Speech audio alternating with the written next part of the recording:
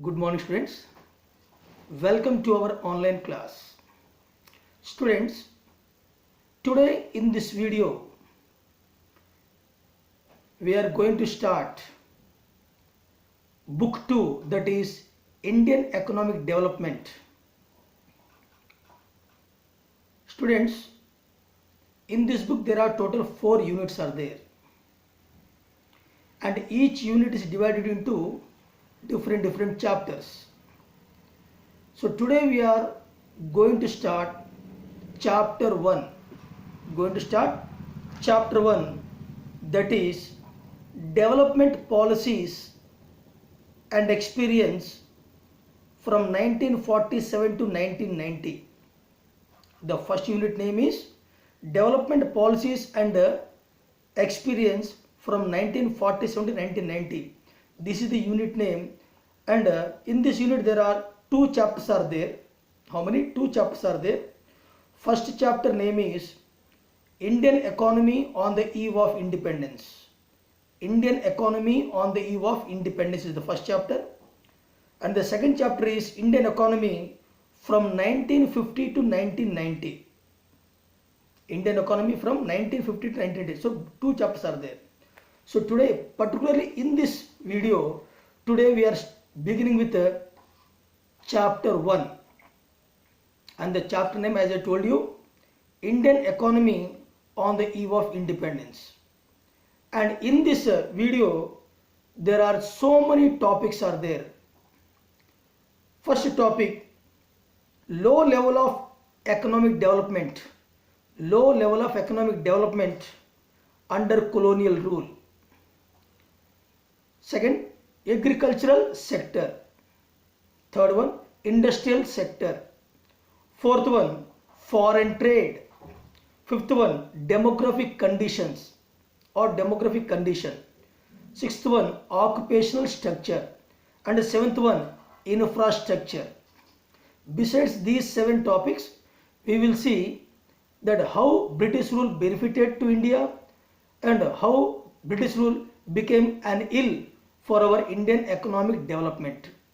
So these are the topics which are there under chapter 1. So students, before going to the topics which are mentioned on the backside of my blackboard, first of all you should know that why we are studying this chapter, or why we are studying this book, that is Indian Economic Development. So students, you should know this one, why we are reading this book Indian Economic Development, why it was included in class 12th economic subject as a book 2. Students, the primary objective of this book is, or the primary objective of the book Indian Economic Development is to familiarize the students with the basic features of Indian economy.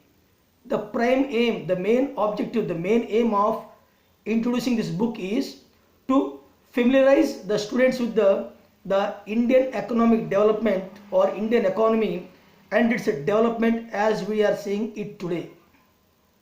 And the development as we are seeing it today, after independence we are seeing. However, it is equally important to know something about our country's economic past as you learn about its present state and future prospects. I mean, in this book it is given about the economic condition, economic state of India. But before going to read the Indian economic condition, it is better to know the country's economic past, so that it will help us to understand the present economic condition and also for the future prospects of economic development in our country. So let us first look at the state of Indian economy prior to the country's independence. I mean, before independence, how our Indian economy was, that we should know, so that it will give us an idea how our economy was before independence or under British rule, how it was, and after independence how it is now. So prior to country's independence, and from an idea of the various considerations that shaped India's post-independence development strategy, the structure of India's present day economy, is not just a current history, or I can say the present structure of Indian economy is not just the current making. I mean, we have not started that one recently. It has its roots stepped into history, particularly in the period when India was under British colonial rule, which lasted for almost 2 centuries before India finally attained the independence on 15th August 1947. The sole purpose of the British colonial rule, I repeat, the sole purpose of the British colonial rule in India was to reduce our country India to being a mere supplier of raw material. The sole purpose of British rule in India is to make India as the mere supplier of raw materials to the Great Britain's own rapidly expanding modern industrial base. An understanding of the exploitative nature and understanding about the exploitative nature of this relationship is essential for any assessment of the kind and the level of development which the Indian economy had been able to attain over in the last 6.5 decades. Now, our first topic in this lesson, before going to that one, low level of economic development. Low level of economic development under colonial rule. Low level of economic development under colonial rule. Students, during colonial rule, our economy was not developed. But before that, how it was? See, India had independent economy. Before the advent of the British rule. Before their advent to India, before their coming of British to India, our economy was independent. And agriculture was the main source of livelihood. For most of the people. Yet, the country's economy was characterized by various kinds of manufacturing activities. Though most of the livelihood is based on agriculture, but at the same time, we are having various kinds of other manufacturing activities in our country, India. India was particularly well known for its handicrafts. India was well known for its famous handicrafts industries in the fields of cotton, silk textiles, metal, and precious stone works. So India is famous in all these fields all over the world before the advent of Britishers. These products enjoyed a worldwide market at the time, and we have lot of reputation of the fine quality materials used and the high standards of craftsmanship seen in all imports from India. But the British government made such economic policies which suited the economic interest of their economy and to degrade our Indian economy. So the economic policies pursued by the colonial government in India were concerned more with the protection and promotion of the economic interests of their home country than with the development of the Indian economy. Such policies brought about a fundamental change. They are called discriminative policies, discriminative economic policies. So such policies brought about a fundamental change in the structure of our Indian economy. That means it is the British policies which suited their economic interest, their mother country economy, and they brought lot of fundamental change in our economy, Indian economy, and they transformed the country India into the mere supplier of raw materials and consumer goods, materials and consumer of finished industrialized products from Britain. I mean, they made India as a mere supplier of raw material, and they made India as a consumer of the British machine-made finished goods from which are coming from Britain. Obviously, the colonial government never made any sincere attempts. They never made any sincere attempts to estimate India's national income and India's per capita income. They never made any serious attempts to increase national income and per capita income of India. Some individual attempts which were made to measure such incomes yielded conflicting and inconsistent results. Among the notable estimators, at the time, who estimated national income per capita income? The following are the people: Dadabhai Naoroji, William Digby, Findlay Shiras, Findlay Shiras, William Digby, Dadabhai Naoroji, and VKRV Rao, and R.C. Desai. So these are the 5 people who made individual estimates of our national income and per capita income at that time. So among all the 5, it was VKRV Rao, whose estimates during the colonial period was considered very significant, very important. However, most studies did find that the country's growth of aggregate real output during the first half of the 20th century was less than 2%, coupled with a meager 0.5% growth in per capita output per year. So this was the introduction about this first chapter, the conditions before the British rule. Now students will move our main topics, that is Indian economy under British rule, during British rule. First we look the agricultural sector. The agricultural sector, how our agricultural sector was there during British rule in our country India. Now, so I'll see conditions of agriculture at the time of independence. So conditions of agriculture at the time of independence, how it was. See, the heading is conditions of agriculture sector at the time of independence. Students, first condition, low level of agricultural productivity. Low level of agricultural productivity is the first condition. Under this, what is said, agricultural productivity became low or very low. Agricultural productivity became very low, and this stagnation in agriculture.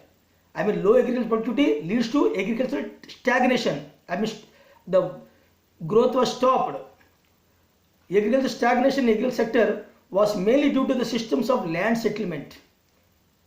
Why this agricultural stagnation took place? Due to land settlement system which were introduced by the British government. So what are the land settlement systems that were introduced by the British government, colonial government in India at that time? That is the Jamindar system. The Jamindar system was started by the colonial government, and Lord Cornwallis was there at that time. So this system was started. The profits accruing out of agriculture sector, at that time whatever profits are made to agriculture sector went to jamindars instead of the cultivators. So whatever benefits are made to agriculture sector at that time all went in the hands of jamindars, but not to the cultivators. This led to discouragement amongst the cultivators to produce less. So when profits are going in the hands of the jamindars, not to the cultivators, then cultivators also decided not to do more production. Hence, they started producing very less. Hence, the agriculture stagnation took place in our country, India. Now, second one, high dependence on monsoon. High dependence on monsoon. That means agriculture sector was mainly dependent on monsoon at that time. No effort was made by the British rule to develop the irrigation system in India. The British government have not made any progress or took any initiative to develop the irrigation facilities in India. Why? Because most of the agriculture at that time depends on monsoon, and monsoons are uncertain. Sometimes it will be a good year for the farmer or bad year for the farmer. So British government have not made any efforts to develop the irrigation system. Hence, most of the agriculture depends on monsoon rains. They produce less production. Hence, I can say The low agricultural production is mainly because of the highly depends upon monsoons. Third one, lack of proper inputs. Our Indian farmers, peasants, cultivators, they are not having proper inputs, I mean machines, tools, and proper seeds and fertilizers. So in this what we'll read, the low level of technology. The low level of technology, lack of irrigation facilities, and a negligible use of fertilizers. Fertilizers are used very less. We used to use manure at the time.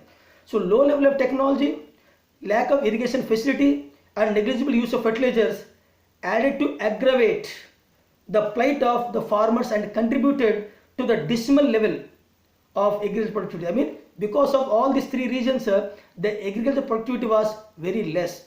Because of what? Lack of proper inputs. Now, main source of livelihood. At the time, agriculture was the main source of livelihood nearly to the 85% of the people in India. And everybody depends upon agriculture. Very few people depends upon other manufacturing sector like handicraft industries. Low level of productivity. The level of productivity also very less at that time. Labor intensive techniques. At that time, modern methods, modern techniques are not used in agriculture sector. Almost all techniques are what? Man-made, labor intensive. So labor intensive that technology will never give more productivity. Next one, unemployment and underemployment. These problems are prevalent at the time in our agricultural sector. Unemployment, I mean land was less and the people are more. Many people are unemployers, lack of work. Moreover, underemployment. Here underemployment means what? Working less than standard hours, or people are working less than their full capacity. Working less than the standard hours as per the national sample survey. Underemployment. Even though they are working, but whatever they are earning, that is not enough to meet the needs of their family and him or himself. Underemployment situation.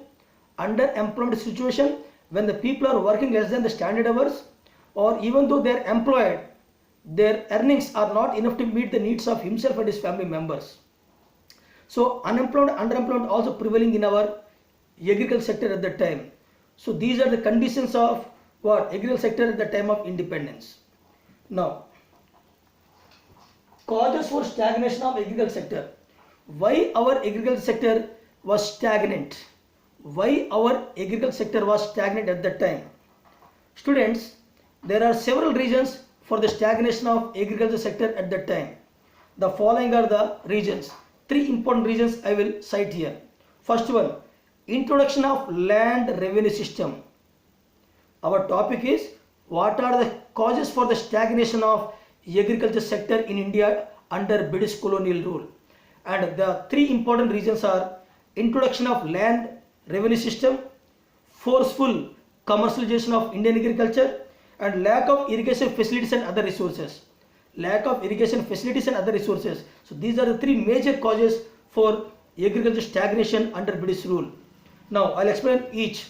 Introduction of land revenue system. Students, as I told you, under this system, jamidars, here jamidars or jamindars means owners of the land, were required to pay very high revenue lagan to the British government. I mean, jamidars are responsible to pay very high land revenue to the British government at that time. Since they had to pay high land revenue to the British government, they are collecting high land revenue from the cultivators. They are collecting high land revenue from the cultivators. Who? Jamidars. So under the system, the jamidars, that means the owners of the land, were required to pay very high land revenue, I mean lagan, to the British government, which they used to collect from the peasants.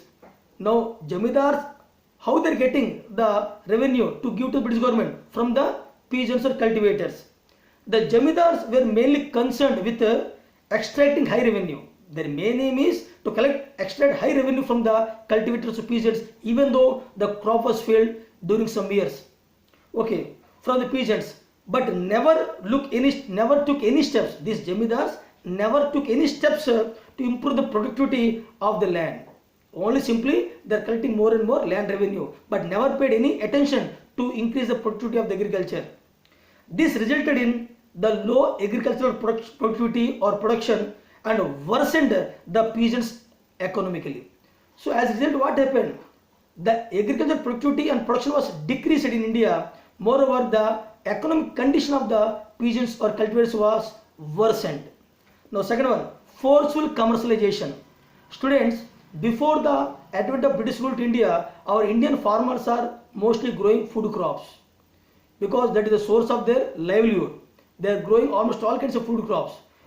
But with the advent of British rule or with the commercialization of agriculture, our food grain oriented cultivation was commercialized fully. How it was happened? See, initially before the British rule, the farmers or Indian farmers were practicing conventional, subsistence agriculture. Conventional subsistence agriculture. I mean agriculture meant for livelihood. They used to grow crops like rice, wheat for their own consumption. But afterwards,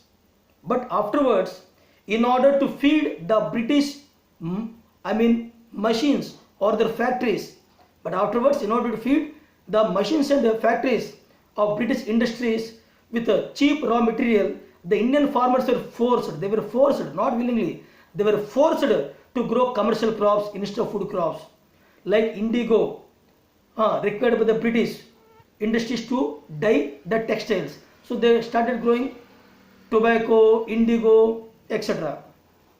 So they started growing indigo instead of food crops like rice and wheat. Therefore, Indian agriculture remained backward and primitive. Indian agriculture became backward and primitive under British rule. Now, third one, lack of irrigation facilities and other resources. This also became one of the causes for stagnation of Indian agriculture under British rule. How this point became responsible, let us see. Besides the above two factors, Indian agriculture sector also faced lack of irrigation facilities. The British government have not made any attempts, any initiative to develop the irrigation system in India. Insignificant use of fertilizers. They are using very less fertilizers. Lack of investment, lack of credit facilities. Frequent famines occurred at that time. Frequent famines and other natural calamities, floods and droughts, etc. that occurred at that time. That further exaggerated the agricultural performance and made it more vulnerable. So this point also became one of the cause for the stagnation of agriculture sector during British rule. Now moving to the next topic, students. Conditions of the traditional handicraft industries at the time of independence. So what are the conditions of traditional handicraft industries at the time of independence? Let us see. Students, as I told you earlier, before the advent of British rule in India, Indian people are mostly engaged in agriculture, and a fraction of people are also engaged in the manufacturing, particularly the handicraft industries, and our handicrafts are well known in the world for their quality and the skill. But when the British rule established in India, then it took a turning point. See, the conditions of traditional handicraft industries at the time of independence, how it was. First point, discriminatory tariff policy. Discriminatory, showing discrimination. Discriminatory tariff policy is the first point. Under this, the British government allowed tariffs, free trade, free export of raw material from India. They have not kept any tariffs on our exports. They have kept tariffs on our exports, not on imports. The British government allowed tariff free export of raw materials. That means anything they are taking from India, for them there is no need to pay any duties, any tariffs. And tariff free import of British industrial products to India. That means whenever they will bring any goods from British to India, for that they are not giving any tariff. For exports they kept tariffs, but for imports they have not kept any tariffs. Now I repeat once again, the British government allowed tariff free export of raw materials from India and tariff free imports of British industrial products into India, but a heavy duty on the exports of Indian handicraft products, heavy duty they imposed on Indian exports. It led to the decay of handicraft industry in India. When they imposed more tariff duties on Indian exports, so our Indian handicraft people, they are unable to export these goods to foreign countries. Even though we are taking, the prices are increasing and nobody is purchasing them. At the same time, whatever imports the British government is bringing from Britain to India, on that there is no custom duties, anything, and they flooded into an Indian market. Hence, it badly affected the handicraft industry in our country, India. Next one, competition from machines. Students, generally, any good, if they are made with hand or with the hand of the craftsman, it will be poor in quality and it time consuming. Whereas if the same good is prepared with the help of machines, the quality will be good and it will be cheaper. So what happened? Competition with machines. Industrial revolution in Britain. Industrial revolution started where? In Britain first. Okay. Gave a stiff competition to handicraft industries in India. Industrial revolution, which was started in Britain, gave a stiff competition to the handicraft industries in India. Due to the low cost and better quality. Due to low cost and better quality, product produced by the machines forced the Indian craftsmen to shut down their handicraft industries in India. I mean, our Indian handicrafts are unable to compete with the machine-made goods of the British Britain. Unable to compete. Nobody is purchasing our Indian handicrafts because they are more in price and poor in quality. Whereas the machine-made goods are good in quality and less in price. So our Indian handicraft people, okay, they are unable to compete with the machine-made goods. Hence, most of the Indian handicrafts, or most of the craft people of India, they shut down their industries. Hence, our handicraft industry was affected due to the British, this stiff competition of machines.